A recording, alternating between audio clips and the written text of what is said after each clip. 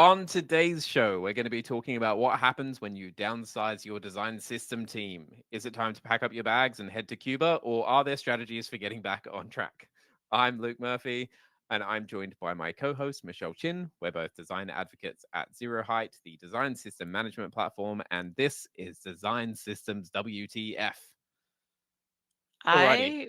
I I would love to go to Cuba because I like to scuba dive, and Fidel Castro was also really into scuba diving. So like the scuba diving around Cuba is really nice. Are So we I've just heard. pivoting to random trivia podcast now? Yes, but we should focus.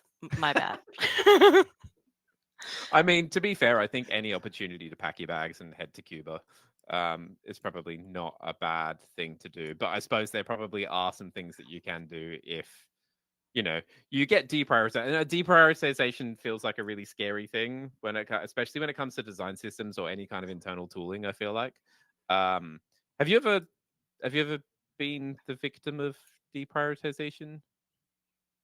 um, I wouldn't say like a strong deprioritization, but just like it's like yeah we like I was part of a design system team that needed more resources, could never get more resources, got less Mm. resources, so it was never like, hey, we're going to lay off your entire team. It was just like, you can't work on this as much. But it's one of those like weird chicken and egg things, because it's like if you can't get those components built, then Mm. how can you work efficiently to do the more work that you're supposed to do. Yeah. um yeah, so it's not fun. See, I've But I've been I've the only thing I've had is being in a design leadership position at a place and then having the one person who runs the design system leave and then not backfilling. Not being allowed to backfill. Which I think is pretty harsh deprioritization, but in that I don't think we did the best thing in that we just went no design system for a while. Which is yeah, I think the worst possible way that you can handle the situation. So I suppose for you, what do you reckon is the best way to react when this happens? Because this is the reality of a lot of people at the moment, right? yeah, like a lot of people that I've spoken with, like especially with the different rounds of layoffs, even throughout the past year, have like either had their teams like completely disbanded or mostly disbanded. So they keep like one or two people, even though there's still plenty of work for. It's more work than just for one or two people. I think I think the biggest thing is like really setting expectations. Like don't expect the design system to function and be updated in the same cadence it was when it was fully staffed. I think some people might have that misconception of like, oh, you made most of the design system, then I don't see why you can't keep maintaining it or what have you. Um, yeah, a lot of people just go, oh, the design system is done. We don't need you anymore. Um, I was going to say, I think Law. I'm going to butcher the name, but Law in the chat um, said yes. The fact that it's it's the project's ended, right? So it's just a project and it's ended. So therefore, deprioritized. Um, yeah, you and I have think your that is components. I mean, that's obviously the first thing, right? Is to make sure you're not deprioritized. Make sure that that is an embedded fact within the organization. That design system is not a project; it is a living product, or even better, part of your infrastructure. Yeah, it's like the plumbing that nobody sees but everybody needs. Yeah, Um, exactly. Yeah, I think that is good. It's the same with any kind of like product, right? Where it's like if you get deprioritized, then first step is setting expectations with the company as to um the what the reality is going to be now. Because it is one of those things as well. If you just work yourself into burnout with less resource, then you're not serving anyone because like you're not serving yourself because you're going to be burning out. But you're also not serving yeah. the product or the design system because um the actual pain that the organization should be feeling is not going to be felt as much. Yeah. Yeah. You are enabling them to continue to have a very small design system team. Yeah. If you are trying to, I think that's the thing is like as a design system designer, like you might feel some pressure and obligation because you know people need your components and they need stuff to be updated, and so you can try really hard because you don't want to let them down, but that does enable like stakeholders to be like, I don't see why you're complaining because you seem to be doing fine with the design system with only one person. um, and it's tough. Like I feel like it's one of those things, like, and I've talked to people who've done this, who've, like, kind of banded together in solidarity, who've said, "We know we want to make all these components and maintain the design system, but we are so understaffed that we can't burn ourselves out because otherwise it's gonna give stakeholders that perception that we're fine."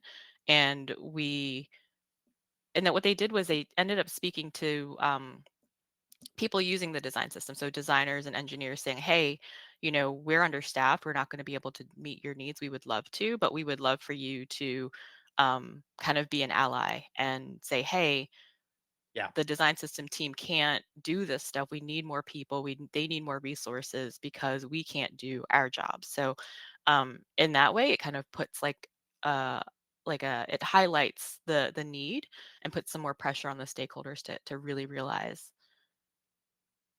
I think that's the thing. I was just thinking that like I think one of the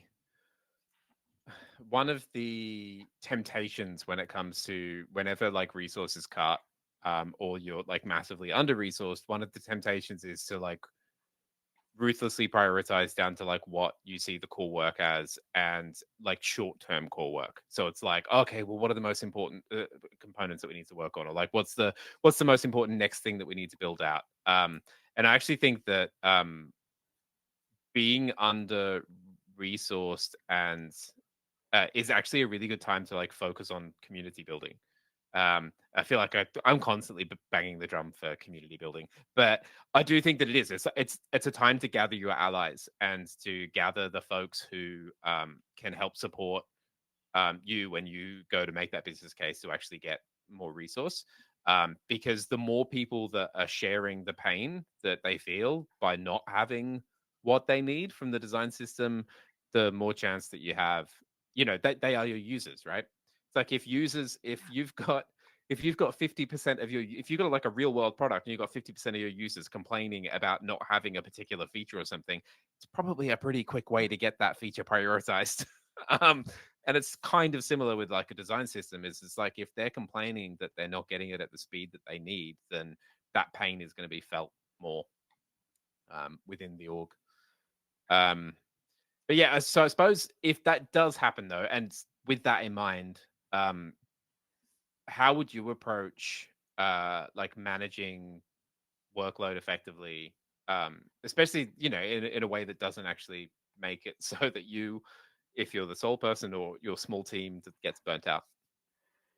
Yeah, I think, like kind of what to what you said about building community is checking to see if other teams might be able to pitch in, Yeah. and make it very clear that this is a very temporary thing.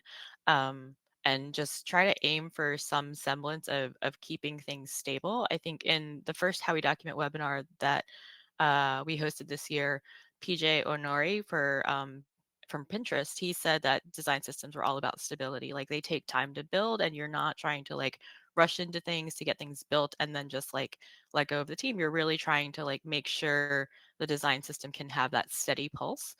Yeah. So whatever you can do to kind of maintain some semblance of stability, I think is helpful. So getting some people to chip in. And I think that also helps build empathy when they see like how much work is involved. They can be better allies to say, hey, you know what? We really need to resource the design system. Yeah, I think there is also like a case to there's a it's almost like a point to look at how you're doing things and seeing if there are any ways to like scale back as well. Going back into that kind of like MVP mindset of how you do things. Um, you know, I don't know. If it currently takes 5 days to create documentation for a single component, maybe relook at the way that you're doing things. I think it's like a good opportunity to almost like go back to the drawing board and just make sure that there aren't any efficiencies to be made um, elsewhere. I don't know. I think that that's a very generic one, but Yeah, but I mean, it's helpful to know because I think a lot of times people still think that they have to do the same level of work that they were Yeah. doing. Um, and I think also, like, because like, it's impossible, it's good to have like a Kanban board or like a backlog so people can visibly see like how much stuff is piling up. Yeah. And if they're like, no, we really need this component, then they can, you can work with them to help figure out like what the priority is. Okay, do we do this component or this other component? What's gonna have to wait? We are, we've taken on as much as we can. And I think having that just kind of makes things like a little bit more objective where people can Yeah. see the work and not think it's like, oh, you're just being difficult because we let go of most of your team or what have you, right?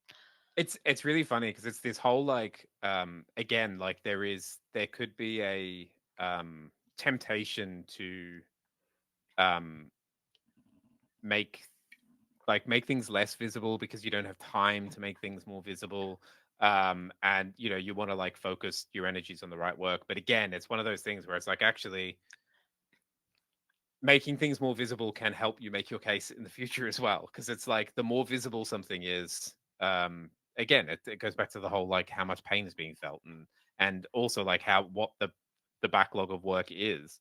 So actually almost like getting into a mode of oversharing what's happening, and the work that you are doing, and the progress towards like clearing the backlog or like whatever it is. um I think like being super visible when you're in that phase is probably not a bad idea. Um, yeah, It's funny, like, I feel like, I've done that and I've been like, "This is where we are, and, like, we will need more resources, and, we can't move beyond this if we don't get more resources." And I'm like, "This is clearly a very strong case for more resources." And then the stakeholders are like, "Yeah, I think we're okay with that." Like, they were okay, like, being in scrappy, subpar, mediocre achieving role, and I was like, "Oh, okay." right. Which So wasn't, like, what I wanted, right? But I I think as long as we're all on the same page, right? Like, I won't keep fighting for it because they were like, "No, we like this mediocre mode." it's really interesting. There was I did a podcast episode of Design Ops Island Discs, like the first podcast that we did at Zero Height with Laura Kennedy around deprioritization, and I think there was a point where she was talking about, she's like, you know what, at the same time, there are points where you just have to realize that it's a lost cause and you should probably just cut and run. No, no organization is, worth poor mental health, sustained poor mental health. Um, you are worth more than that. But anyway, I'm not going to get on that like socialists, worker power bandwagon again because I've got in trouble for it in the past. But it's interesting. You were just talking then around the whole like, well, when you actually do go and ask for reinvestment. So like what do you think is the good point to go and or like the best way to make a case for reinvesting in the design system? I feel like, no one likes surprises, like, especially, like, stakeholders, and you're just never gonna get away with, like, "By the way, I want to expand my design team to, like, 5 more people again." I like planting that seed early. Like, I Yeah. will kind of be like, "Oh, yeah, I'd love for us to do more, but we kind of are understaffed." So just repeating that, being like the squeaky wheel, so by the time I do ask for concrete asks, like, they'll be like, "Oh, yeah, you have been complaining about that a lot." Um, so I think, it's one of those things that I think what's tricky is people are kind of waiting for the economy to pick back up, right? So I feel like kind of catching the wave, like when the economy does pick back up to be like, oh, by the way, like if we have headcount, like let's start talking about it. The sooner you talk about it, the more that they have it as top of mind and they're not going to be surprised about it. And hopefully, theoretically, they'd be more willing to support your cause. Do you think Maybe. that talking in their language, because I've had conversations with people about this. We've talked about this before actually. Um and because I've always been in slightly smaller organizations when it comes to like design system work. Um And I always find like in those situations, talking about efficiencies, team efficiencies, and it's it's like the whole promise of AI, like any way to reduce the bottom line cost of how many people you have to hire. And that's when I first got into design systems, that was like one of the big benefits Yeah, like the of big design selling system. point. Yeah, it's basically like this is going to make it so that we can ship more faster. Is like, high quality, more faster. Um, do you think that like doubling down on that, especially with the concept of like the market as it is at the moment, is actually a good thing? Do you think it's a good tactic for like trying to get investment? Oh my god. Um, from personal experience, no, because stakeholders don't give a shit about efficiency. Um, like, I think that's the thing is like designers and developers don't want to do repetitive work. So we're big on Yeah. efficiency. But like at the bottom line, like I think you have to think about what the stakeholders are accountable for. And they don't care about efficiency. Like that's a nice to have. They're just like, I need to get features shipped out so people can buy them, blah blah blah, capitalism, capitalism, capitalism, right? So Yep. that like they're not equating the design system to do that. They are like, well, we have stuff in the software already, we can just Mm. add new features. I think the biggest thing, so Erica Hall did this really amazing talk at Clarity last year about working with stakeholders and speaking with them, and she talks about how like numbers and data like isn't really what like resonates with stakeholders, even though we all think it does. But really, it's kind of understanding who they are as a human and what their pain points are, and really trying to, support mitigating their pain points or helping them achieve their goals. Um, but like using that via design system. So you're not saying like, oh, like think about efficiency. It's like, oh, you want to ship 15 features this year? If we have a design system, we can definitely do that, right? So like speaking their language in a way that it's more about their personal needs and goals and what they're accountable for. It sounds so simple when you say Yeah, that as yeah, well. I think it's like it is one of those things, but it is like getting to the I think it's one of the keys of stakeholder management is that it's actually down to like individual stakeholders and what their motivations are more than any like silver bullet when it comes to anything. I mean, and that's the thing, like, that's why I found that the whole efficiency conversation has worked for me in the past because it's like stakeholders who are obsessed with product delivery speed. And it's like, so that for them was the way to like to focus. Um, it's interesting actually. This Stuart's just popped up in the chat and said that their organization is hugely focused on what value something brings, and it's like which is great. Like the, oh wait, unless it's actually just monetary value, then that's yay capitalism. But it is. But I think that's the thing. It's like understanding what that is, and then talking in the language to the stakeholders that they want to hear. Like so, it's like so if it is bottom line, if it is dollars, if it is I don't know, more users paying, then it's like, cool. We can, how do we get there? We have, better conversion points. To ship conversion points, we need to ship features, right? And it's like if we need to ship more features, hey, guess what helps with that? Make it quicker. But yeah, but yes, and then if you do have a company that is actually focused on user value, then that's even better because it's like, well, actually, what we're talking about is we're talking about consistent quality experience. And there's so many, reports out there that say that something that has, a consistently good experience will end up with happier users, right? Like it's the uh, but it goes back to Kano model, right? yeah. Consistently good and delightful experience will help you retain your customers. Um, there's a good question here though from Raina in the chat.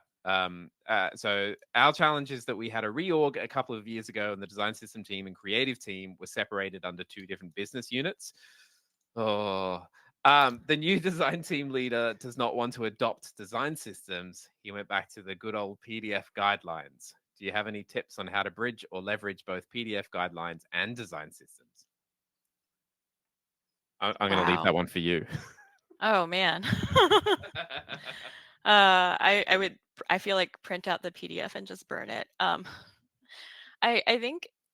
I think I'd be really interested to unpack, and maybe this is like a conversation you have, like what their hesitation is around design systems, um, because I feel like maintaining PDF guidelines is just very difficult, um, from many perspectives, and maybe they just need to see that using a different type of tool, like zeroheight, or any other documentation tool, is is like, it it helps, it makes things easier, and it can keep Yeah. things up to date.